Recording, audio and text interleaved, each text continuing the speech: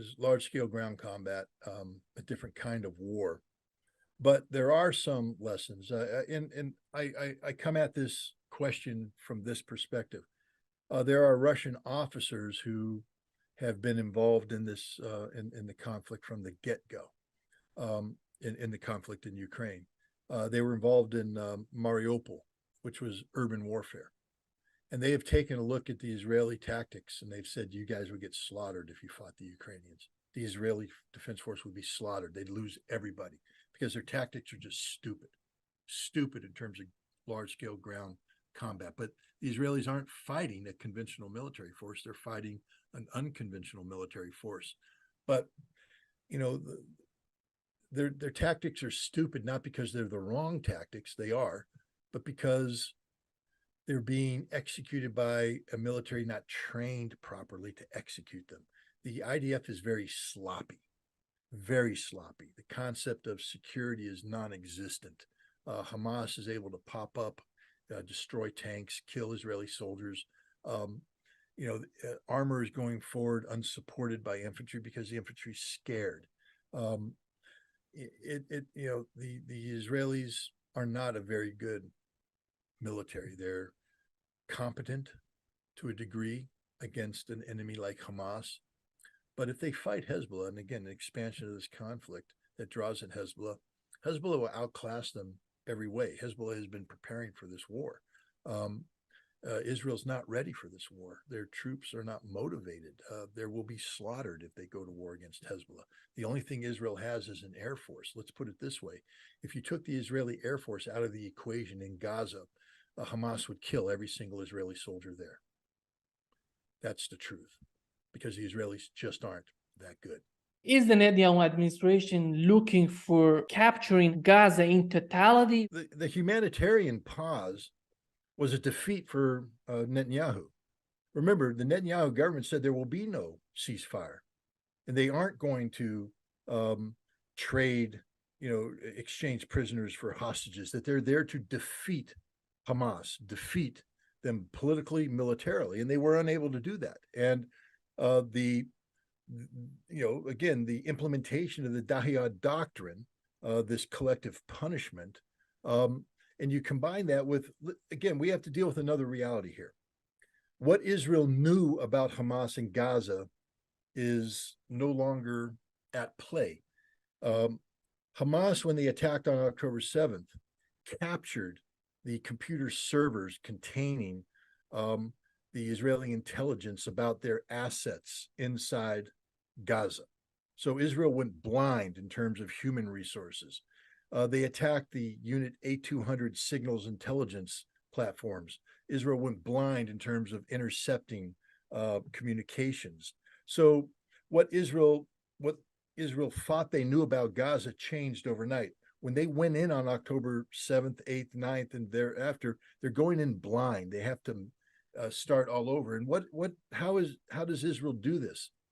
Through an over-reliance of artificial intelligence. They have a targeting algorithm that they've developed where they've linked each house in Gaza to a specific outcome for Hamas. It doesn't mean that they're going to achieve it, but if you hit this house, this is what it does to Hamas. And they also know that this is how many civilian casualties will be accrued. So there is no, this is collateral damage. We had no idea so many people would die. This is deliberate murder based on target. It's called the gospel. I think the Jewish term is hasbara or something of that nature. That's in play today. This is mass murder,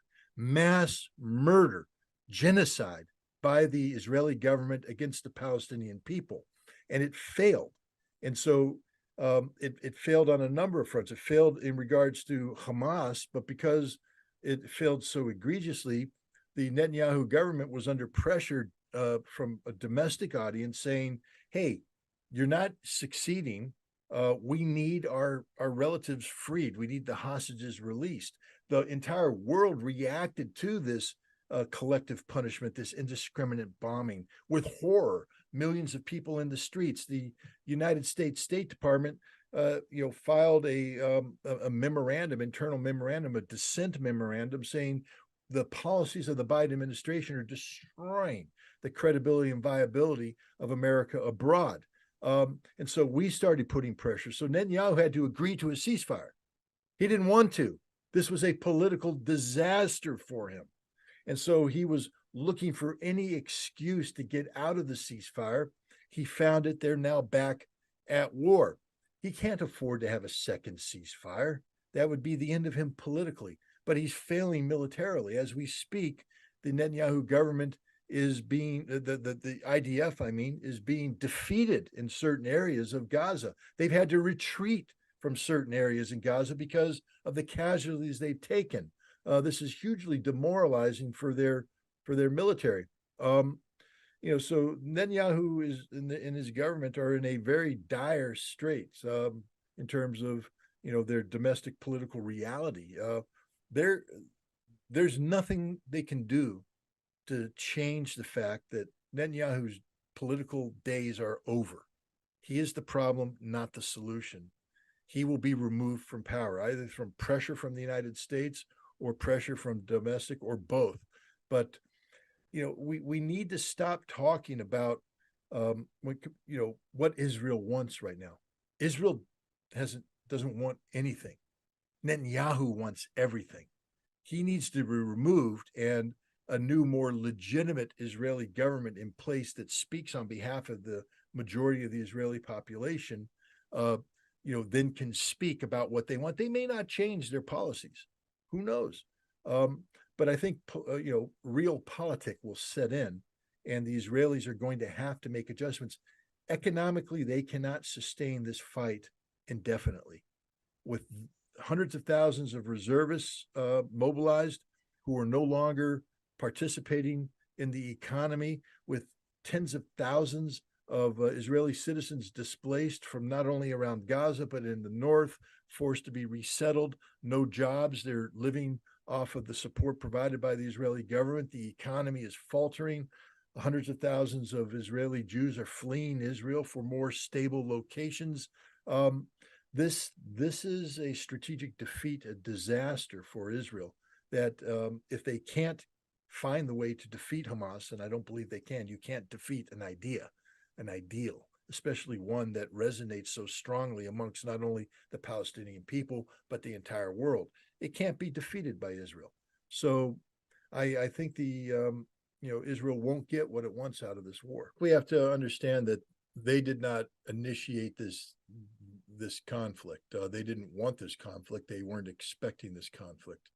The Netanyahu government on October 6th had a policy that was predicated on the normalization of relations with Saudi Arabia, the initiation of this new economic-based conception that was described by Joe Biden and Benjamin Netanyahu. Biden announced it during the G20 meeting in India, talked about the India-Middle East Economic Corridor. Benjamin Netanyahu bragged about it during his presentation to the General Assembly in the United Nations. This was the direction that Israel was going. Israel was also, under the Netanyahu government, making sure that there would never be a two-state solution, never be a Palestinian state. They were in the process of expanding operations to create new settlements in the West. And they thought that they had bought off Hamas and the Palestinians in the Gaza by increasing the number of work permits, that this perception of new economic viability on the part of the Gazan Palestinians linked to a relationship with Israel, an ongoing economic relationship, would preclude any precipitous actions by Hamas. So when October 7th came around, the Netanyahu government is faced with a whole new reality. And now they're adjusting to. And this reality is 100% security, politically motivated. It's couched as a security reaction, but it's political. Benjamin Netanyahu was a politician already fighting for his political life prior to October 7th because of what he had done in terms of rewriting Israeli basic law regarding control of the judiciary. It was supposed to be an independent branch of government, and instead, under the new law, it would be subordinated to a politicized Israeli parliament, the Knesset. And the purpose of this wasn't to improve Israeli jurisprudence, but rather to prevent the prosecution of Benjamin Netanyahu on corruption charges. So, hundreds of thousands of Israelis were already in the streets protesting against this man. The Israeli president had said that the situation was so dire that Israel could be looking at an actual civil war. And then comes October 7th. And so you have this already unpopular prime minister now presiding over the greatest security failure in the history of Israel. This is bigger than 1973 Yom Kippur War. This is a absolute failure on the part of the Netanyahu government, but also Israeli intelligence and the Israeli Defense Force themselves. And so the entire leadership of Israel is at risk of losing political viability, meaning that they should and could possibly be removed from power at any moment. The only reason why they're staying in power is because the Netanyahu government now has declared war, or as they have said, war was declared on Israel by Hamas. And if you're in for a dime, you might as well be in for a dollar. So if you're going to go to war with Hamas, now you articulate goals and objectives that reflect this war status. And you say that Israel is going to destroy not only the military aspects of Hamas, the organizational structures of Hamas, but politically, Hamas will be eliminated. Hamas will never again rule Gaza. And if you look at it from that standpoint, Israel has failed across the board. When we take a look at the millions of people who are in the streets in cities around the world protesting in support of Palestine, they're protesting in support of Hamas. They may not admit they are, but the reality is they wouldn't be there if it weren't for Hamas. They wouldn't be there if Hamas hadn't attacked Israel and created this overreaction, or the opportunity for this overreaction. It's Israel that has done it to itself. Israel didn't need to invoke the Dahiya doctrine, named after the West Beirut suburb, which in 2006 Israel flattened as part of a new principle of collective punishment, that makes sure that any civilian population linked to a political entity that is poses a security threat to Israel, that they will be punished collectively to put pressure on them, to pressure their own political entity to stop doing what Israel objects to. It was done against the Lebanese to put pressure on Hizbullah. It failed miserably. And it's been done repeatedly against the Palestinians in Gaza to put pressure on Hamas. This is even prior to October 7th, and it's failed miserably. And it's failing now. This collective punishment that Israel has undertaken has turned the world against Israel. This is a victory for Hamas. We need to also point out that the Netanyahu government was vociferously against a two-state solution, a Palestinian state, said there will not be one. They believe in Eretz Israel, greater Israel, or biblical Israel. That doesn't include any notion of Palestinian statehood. And so right now, the entire world is talking about the absolute necessity of a two-state solution. Again, this wouldn't have happened without Hamas. Israel had taken thousands of Palestinians prisoner. They'd taken thousands more prisoner, treated them brutally, subjected them to torture, rape, murder. Nobody was talking about putting pressure on Israel to release these prisoners, these hostages held by Israel, until Hamas attacked on October 7th and took hostages of their own, which they use as a bargaining chip. This is a Hamas victory, not an Israeli victory. Israel is suffering huge political consequences. More pressure is put on Netanyahu daily by the families of the remaining hostages to get their release.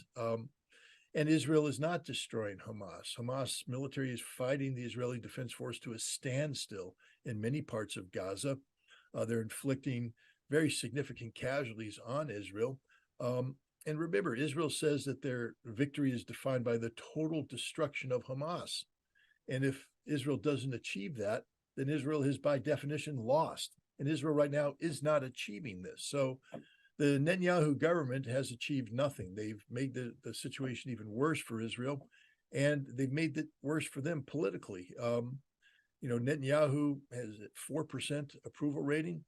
He had an emergency meeting of his war council the other night, and he concluded the business without holding the things he was putting forward up to vote. The point is, Israel's achieved none of its objectives, and it's not going to achieve these objectives. These objectives unrealistic, and the Netanyahu government isn't doing anything for the legitimate security of Israel. They're doing everything for their own political survival, and I think their days are numbered. I think pressure is being put on them internally from domestic political opposition and externally from friends and allies, including the United States, who are saying that it's increasingly clear that the problem here is Benjamin Netanyahu, and that Benjamin Netanyahu and his right-wing coalition government have to step aside, have to get out of the way. When it comes to the situation that Israel was in before October 7, in terms of the relations with Arab states, with other countries surrounding Israel, how do you see it right now? The fact is, Israel is in very many ways, because of its overwhelming support by the United States, the support that it gets from the United States, has become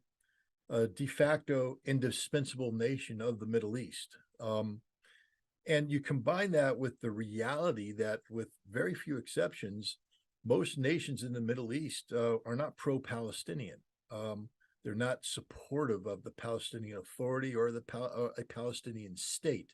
And that Israel had exploited this antipathy amongst the Gulf Arab nations, for instance, amongst Israel's immediate neighbors, toward the Palestinians for their own good, leveraging the concept of the possibility of a Palestinian state that could never be reach manifestation because of the definition. This is the Abraham Accord. What Israel has said about a two-state solution, it's unattainable, unachievable, unrealistic, but it's there on the table. And the Arab nations who claim to be supporting Palestine, but who secretly don't, say, well, Israel's made a good faith effort here. Now we'll normalize relations with Israel, so we can get on with reaping the economic and geopolitical benefits of normalization. That all appears to be on hold, but nothing's fundamentally changed. The political reality of the situation is such that these nations have to take a stance that appears to be supportive of the Palestinian people, of a Palestinian state, but they are distancing themselves from Hamas, and they aren't cutting off relations with Israel, which tells me that if and when this conflict ends, and it will end, that there's a real risk that the nations that are lining up to support a Palestinian state today will slide back to their previous posture of either indifference or hostility towards Palestine. And this will be to the benefit of Israel. Now, the longer this conflict goes on, and the deeper the damage that Israel is doing to itself in terms of its how the world perceives it, could create a new political dynamic, a new political reality amongst these Arab states. And if that happens, then there will be a Palestinian state. There's no doubt in my mind. But if this conflict is brought to an end, and then the cause of a Palestinian state goes into endless negotiations by people who really don't have the best interests of Palestine in mind, we could find ourselves returning to square one, which then brings up Hamas, which is not going to quit until there is a Palestinian state. And I think that the failure of Israel to defeat Hamas empowers Hamas politically and gives them increased leverage to tell the Arab world, the Islamic world, that we will not go away. We will not quit. We will continue to resist. And that the best way to bring peace and stability to the region is to create a true independent Palestinian state, which includes Hamas as a political entity. You can't make Hamas disappear. If there were elections in the Palestinian, in the Gaza and West Bank today, I think Hamas would win overwhelmingly. The Palestinian Authority has no credibility. None, zero credibility. Hamas has all the credibility in the world because it's the only um, Arab organization that's fighting for the Palestinian people. How do you see the possibility of Hezbollah getting more seriously involved in this battle? Is that possible, in your opinion? Oh, of course it's possible. It's even likely, given what Hezbollah has done is it has maintained a extraordinarily high levels of pressure on Israel along the border between Israel and Lebanon. Um, the purpose of this was to uh, force Israel to divert resources from Gaza to Lebanon and to put strain, economic and political strain on Israel at a time when it was supposed to be singularly focused on resolving the Gaza crisis. Up to 70,000 Israelis have been evacuated from northern Israel. They have to be housed, cared for at enormous economic cost to Israel. Whatever economic activity took place in the north has come to a halt. Um, so that's an unsustainable reality that Israel can't just allow to occur. And Hezbollah keeps ratcheting up the pressure. Israel right now has confronted Benny Gantz, the Minister of War, has come out and said that Israel has no choice but to turn its attention to Lebanon to compel Hezbollah to withdraw from the border. This is suicidal. Lebanon is as prepared for whatever Israel is going to do as Hamas was prepared for Israel. And Hezbollah is an organization that has far more military capacity than Hamas. It will be fatal for Israel to expand this conflict, and I think that's why it might not happen. Is that the Israelis know that if they engage decisively with Hezbollah, they will suffer a decisive defeat, and that could be very problematic, not only for the Netanyahu government, but for anybody who's joined his coalition, his wartime coalition, like Benny Gantz and others. So it's a very dangerous situation, one where there is an absolute threat of an expansion of this conflict to draw in Hezbollah, but also one that the consequences of such expansion are so dire that it might be difficult for Israel to act on it, which is what Hezbollah is betting on, that Israel will make a decision to seek a ceasefire before they make a decision to escalate. Time will tell. One of the countries that is so important is Saudi Arabia. How do you see their policy in Gaza? Are they looking for some sort of sanity, some sort of solution for Gaza? Well, their official position and what their real position is might be two different things.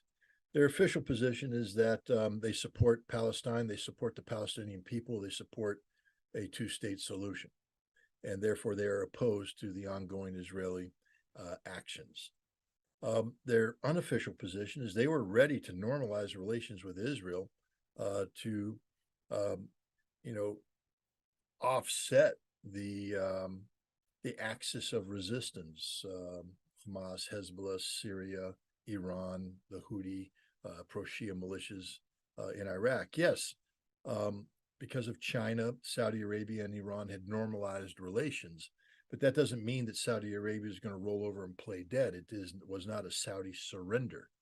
And Saudi Arabia was very interested in ensuring that it maintain a dominant geopolitical position vis-a-vis the Middle East, and they were looking to do that by normalizing relations with Israel and creating the conditions where Israel would be able to insert itself into the Persian Gulf region in a way that helped offset, Iran's growing stature in these nations that are linked to the axis of resistance. So the Saudis are in a very, they're stuck between the horns of a dilemma right now. They can't continue to carry out a policy which, by any stretch of the imagination, is pro-Israeli in nature, normalizing relations, bringing Israel into the Gulf region to offset Iranian influence. And they can't ignore the new reality generated by Hamas's military operation on October 7th and what's transpired since then by ignoring a Palestinian, two-state solution. So I think what Saudi Arabia is doing is buying time, saying all the right things, hosting a conference, but doing nothing, and waiting to see where the chips finally fall before they would decisively commit. Remember, Saudi Arabia's number one purpose for doing anything is to benefit Saudi Arabia.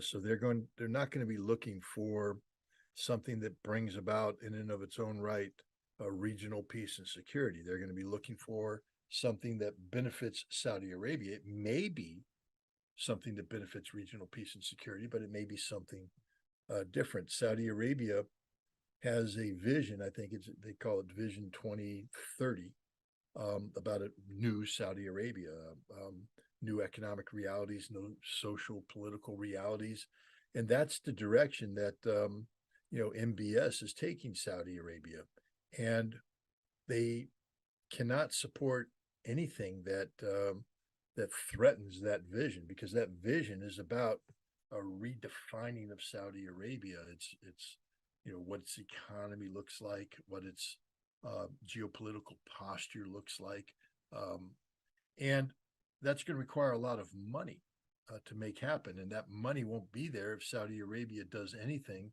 that causes a disruption to its oil-based economy, or fundamentally changes the balance of power in the Middle East, so that Saudi Arabia is compelled to take an action one way or the other.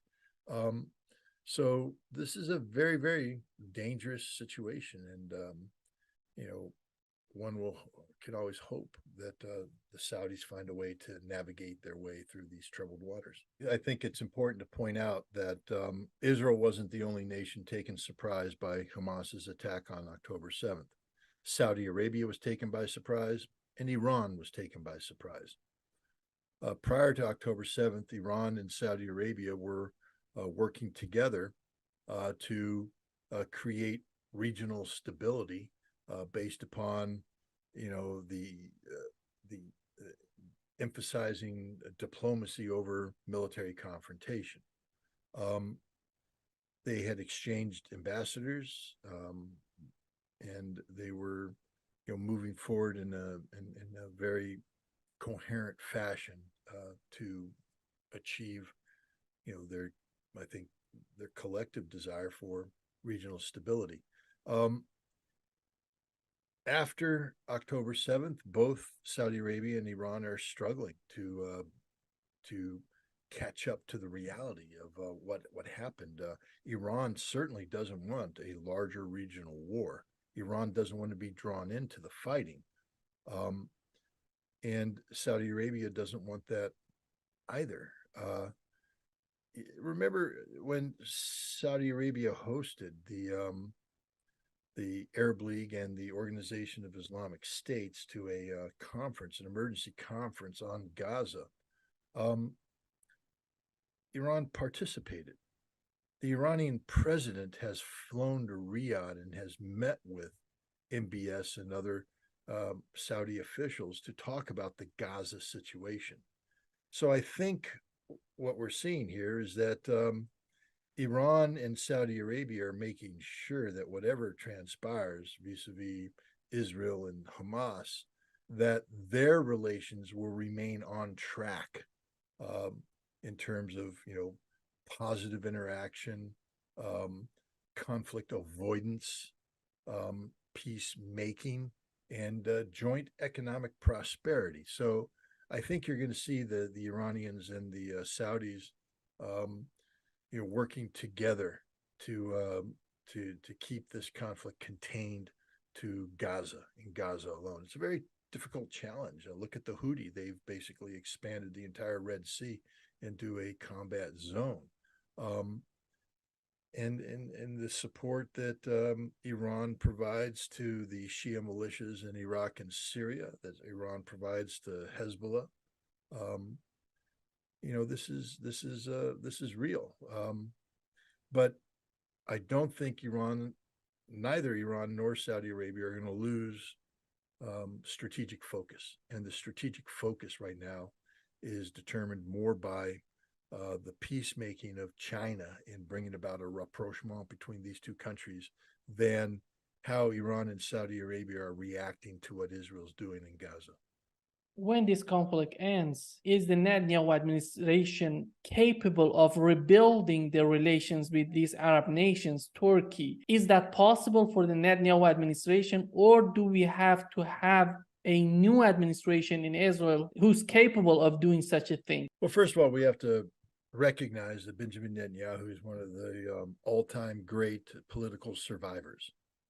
And people in Israel have been trying to get him out of office for some time now, and yet he somehow manages to land on his feet. So you never want to underestimate Benjamin Netanyahu and his ability to control Israeli politics in a way that keeps him in power. Having said that, though, his support rate is at 4%. That's not sustainable. That's not viable. So I believe that there will be a change of government in Israel. I believe it'll be sooner rather than later, given the enormous consequences, negative consequences that have accrued since the Hamas attack on October 7th. Netanyahu is the problem. He's the man who is asleep at the wheel, and you can't trust him to do the right thing for Israel, because what he's trying to do is the right thing for keeping Netanyahu in power, and those two goals and objectives may not coincide. So I don't think that we're going to see a situation where this conflict ends and then Netanyahu steps aside. I think we're going to see a situation where Netanyahu is compelled to step aside, and then this conflict ends, and then we find out if the world is capable of negotiating in good faith about the future demarcation between Arabs and Israelis. Well, I mean, first of all, we have to take a look at the conduct of this conflict so far. We start on October 7th, and we see Hamas executing one of the most professional military operations imaginable. I'm not condoning the deaths of civilians. That's always, a tragic situation. But let's be honest, there's sufficient eyewitness account coming from Israeli sources that indicate that a significant number, perhaps even the majority of the Israeli civilians killed on October 7th were killed by Israelis in a crossfire, the aggressive tactics used by the Israeli Defense Force, etc. Indeed, many of the people who participated in the outdoor concert, and over 260 of them were killed. It appears that a significant number of them may have been killed by Israeli gunfire, not Hamas gunfire. So, but you see the Israeli government tried to denigrate what Hamas did by saying it was a terrorist action, et cetera. No, it was a well-planned, well-executed military assault on Israel. And if Hamas is going to plan something to that level, and it, some people say, and I believe it took at least a year, maybe more, to plan this operation. You don't plan to begin something and not have an idea on how you want it to end. There was a reason Hamas started this fight. And I think the reason is clear, that they needed to break the paradigm of the Abraham Accord, the agreement that was signed during the Trump administration that normalized relations, or sought to normalize relations, between Israel and the Arab world at the expense of Palestinian statehood. The conditions that were created within the Abraham Accord about Palestinian statehood meant that there was never going to be a Palestinian state. And as Israel was moving toward reconciliation with Saudi Arabia, I think Hamas recognized that if that happened, there would never be a Palestinian state, ever, that Israel wins.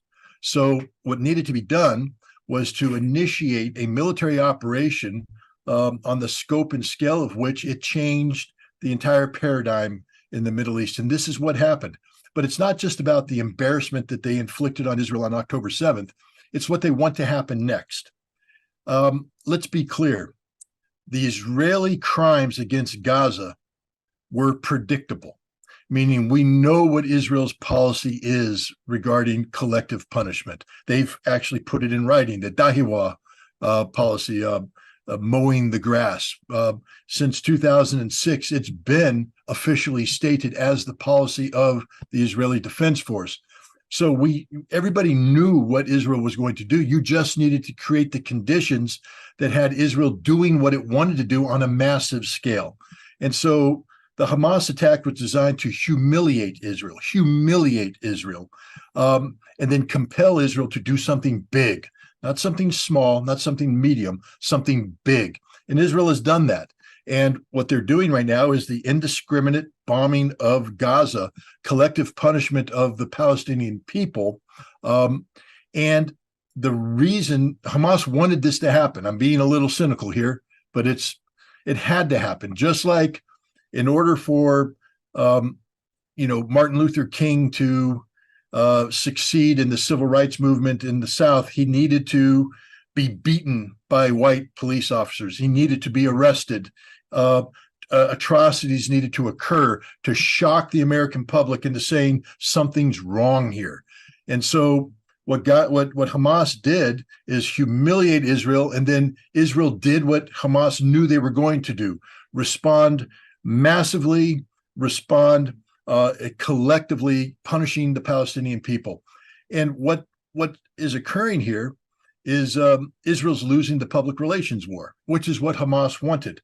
When you commit an atrocity, the world normally lines up against you. But what's happening right now is that the biggest atrocity being committed is by Israel against the Palestinian people. And this was by design. Hamas also is challenging Israel to come and get them. And Hamas is prepared for this aspect of the fight. They have gone deep underground in a tunnel network that is fully equipped to survive for a lengthy period of time. And the tunnels are constructed in a manner which enhances the defensive qualities of Gaza, whether it's been bombed or not.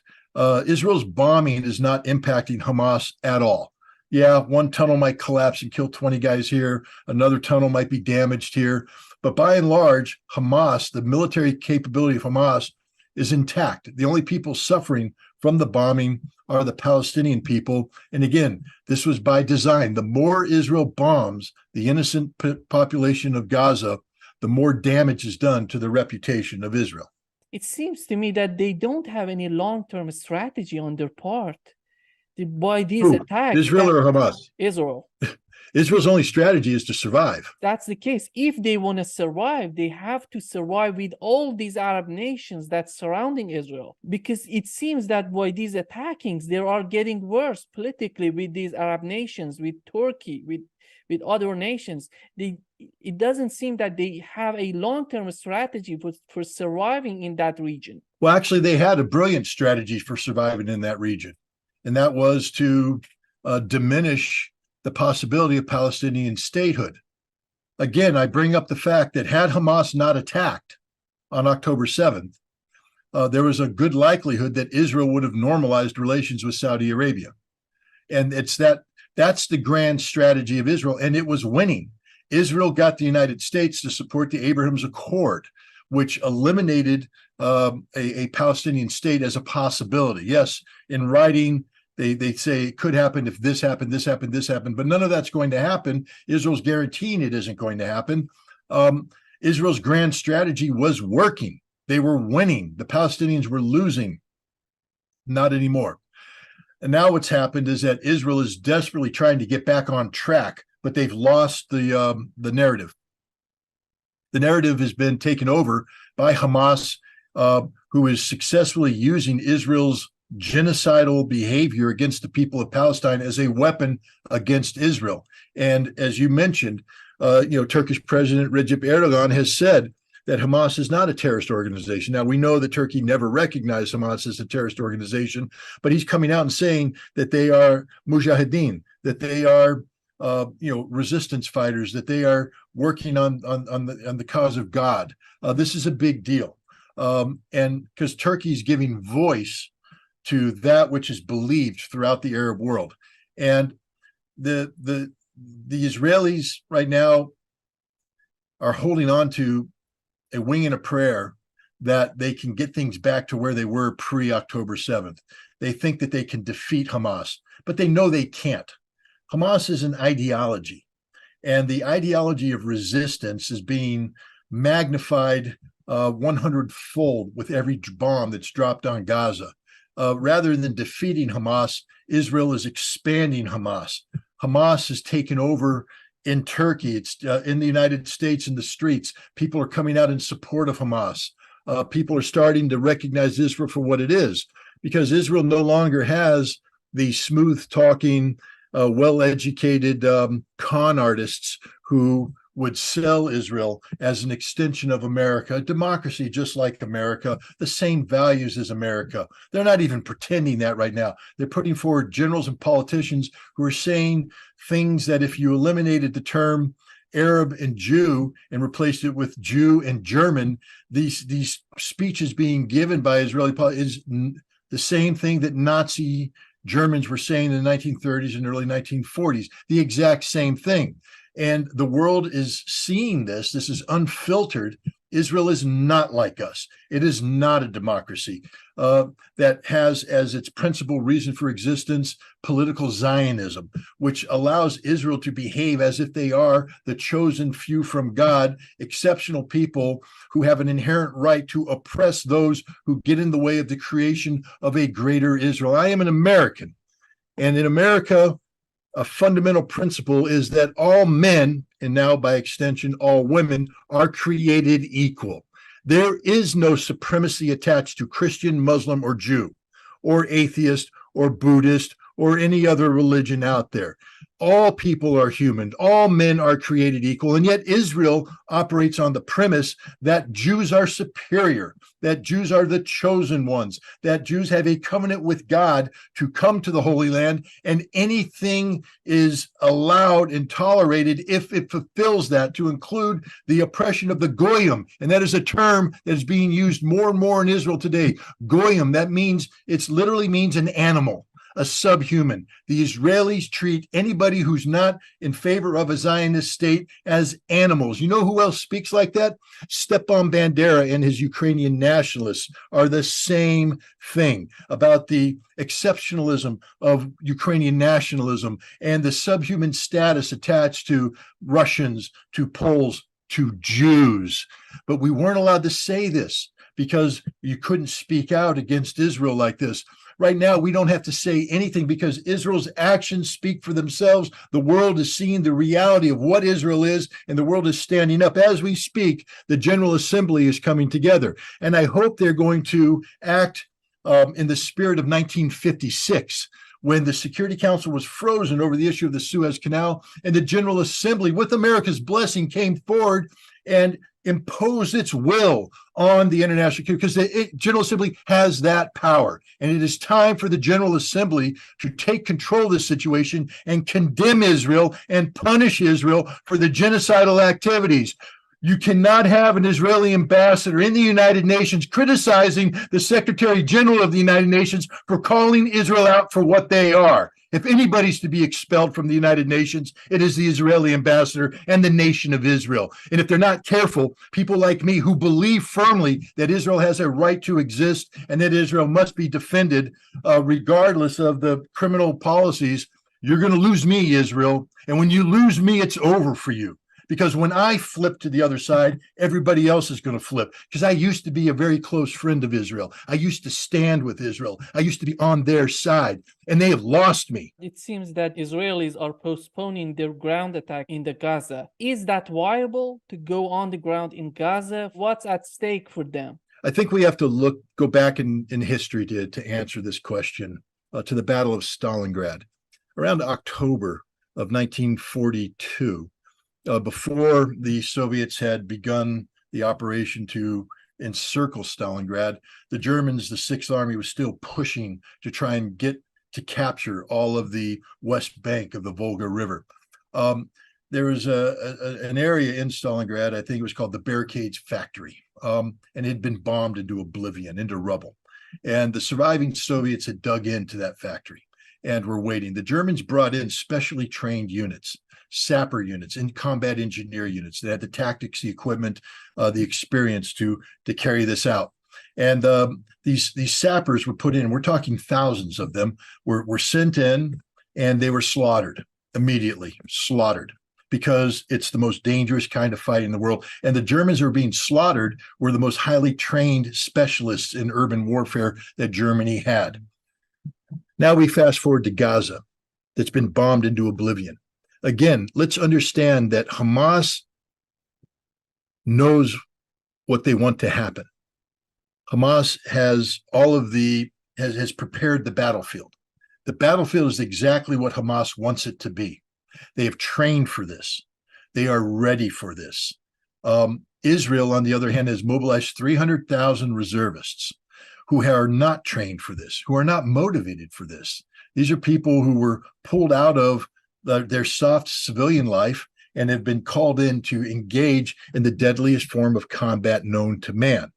Now, when you do urban warfare, especially in the modern environment, you have to wear full combat equipment. That we're talking 50, 60, 70 pounds, depending on what you're doing. If you've been a civilian and you've been sitting in an office eating donuts, drinking coffee, partying at night, all that, and now you're taken out of that life and you're told, here, put on this combat kit and you're going in, you're going to die. Because what's going to happen is you're going to run 100 meters, you're going to have a heart attack and die. And if you don't have a heart attack and die, you're going to be hyperventilating. You're going to forget your tactical common sense. And the Hamas fighter who has been training for this is going to pop up, pop 3 rounds in your head, pop down, disappear, and you're dead. Probably your other friends are dead too, because you're fat, no good, useless soldiers. That's the reality of the Israeli army today. They have a handful of units that have some capabilities, but they're not that great to begin with. The Israeli army just isn't that good. That's one of the things that happened on October 7th, is that Hamas proved that the Israeli army just isn't that good.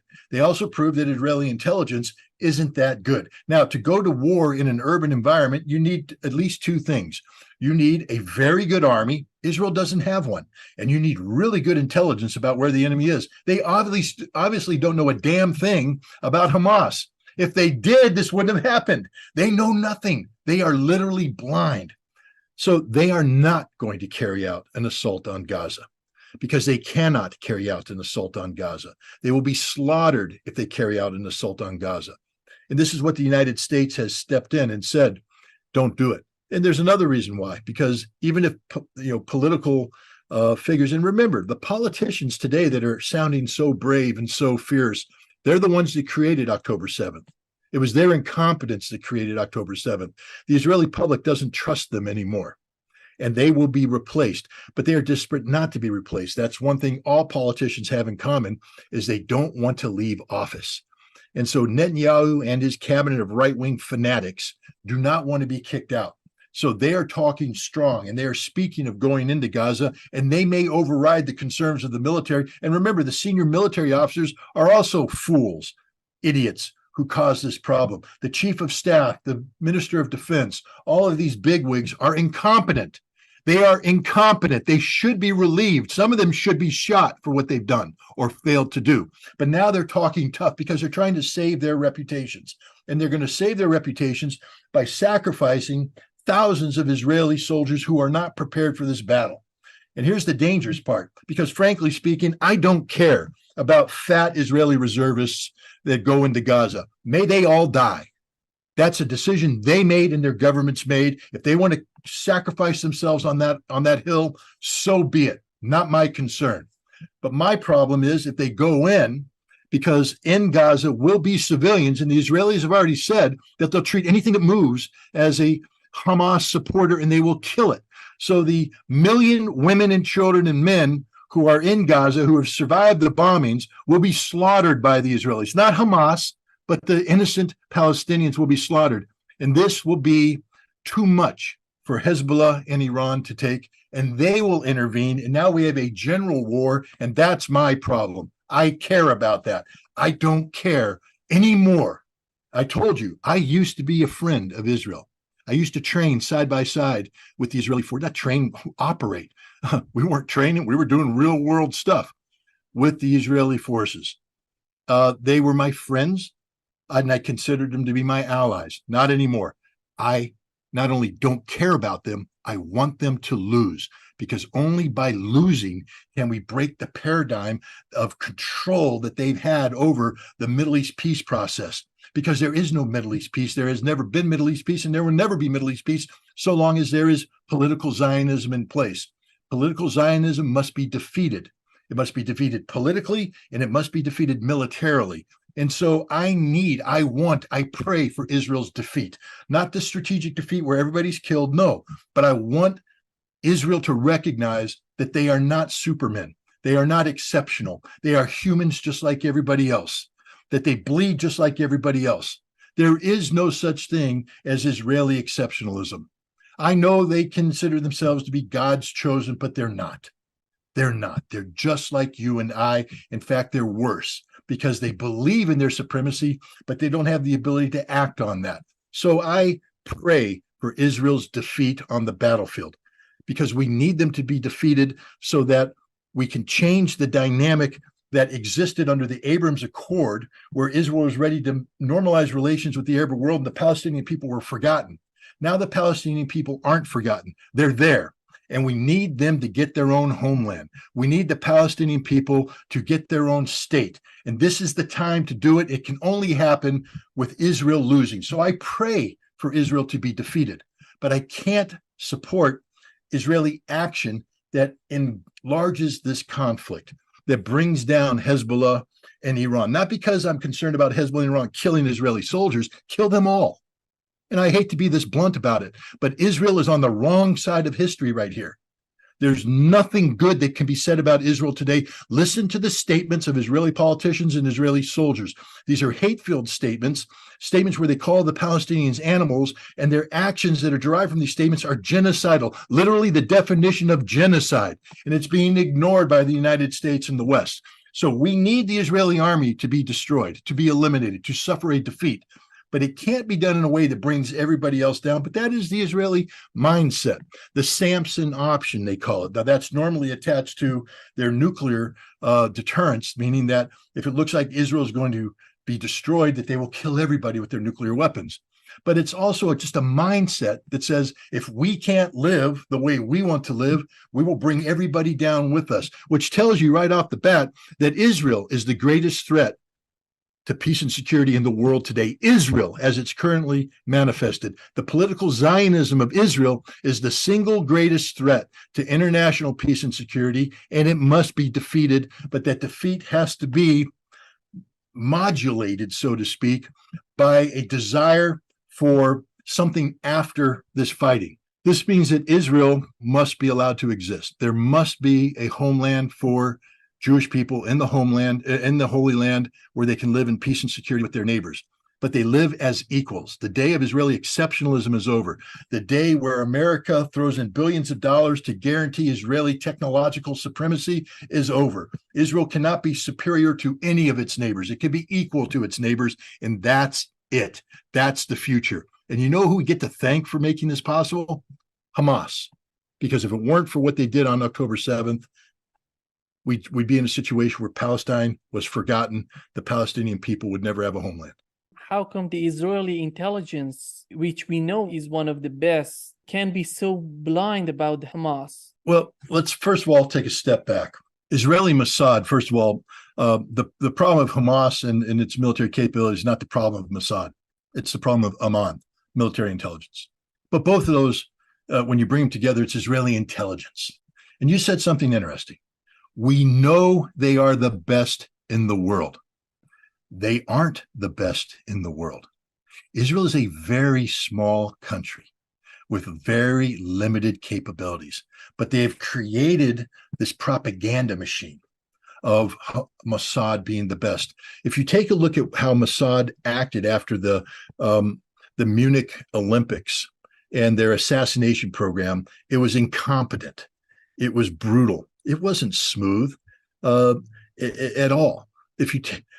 Mossad tried to assassinate a Hamas leader in Amman, Jordan, by spraying a poison in his face, and they got caught. Two of them got arrested by the Jordanians, by the bodyguard, the guy who ran him down and put him on the ground. The other guys ran to the Israeli embassy and were cowering in fear. exposed. They're not good. They killed the wrong guy in Norway. They're not good. They're not good. We just have allowed them to create the perception that they are good.